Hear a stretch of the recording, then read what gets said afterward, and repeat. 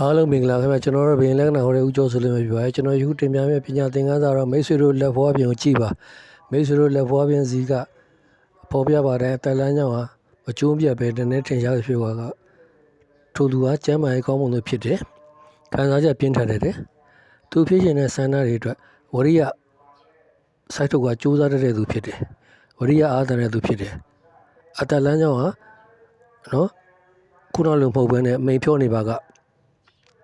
ဒီလိုမိန်ဖြောတဲ့အတလန်ပိုင်ရှင်တွေကဝရိယအားဆက်ရမှာအားနဲ့တက်တယ်ကျမ်းမာရေးချူကြလွယ်တယ်နောက်တစ်ခုကဘာလဲဆိုတော့သူတစ်ပါးရဲ့လွှမ်းမိုးမှုခံရတယ်သူတစ်ပါးရဲ့လင်းလေစားမှုခံရတတ်ပါဗျာနော်ကျွန်တော်ရဲ့ဗီဒီယိုလေးဒီမှာပဲနေကုန်းချို့ပါတယ်ကြည့်ရှုပေးတဲ့သူတဦးချင်းစီနဲ့တယောက်ချင်းတိုင်းကျေးဇူးထူးလက်တည်ရှိရပါတယ်ကျွန်တော်ဒီဗီဒီယိုလက္ခဏာမြင်ဆက်သွယ်လို့ပါဖုန်းနံပါတ်9ဦးလေးတကြောက်ကူဆက်သွယ်လို့ကျွန်တော်ရဲ့အကောင့်မစင်ညာမစင်ဖြစ်ဆက်သွယ်လို့ဗီဒီယိုလက္ခဏာမြင်စုံစမ်းလို့ရပါတယ်ကျွန်တော်ရဲ့ဗီဒီယိုလေးနဲ့တက်မှုရှိပါလိုက်ရှယ်ပြုလုပ်ပေးရပါကျွန်တော်ရဲ့အကောင့်လည်း follow လုပ်သွားပေးရပါခင်ဗျာကြည့်ရှုပေးတဲ့သူတဦးချင်းစီနဲ့တယောက်ချင်းတိုင်းလည်းကျေးဇူးထူးလက်တည်ရှိရပါတယ်ခင်ဗျာ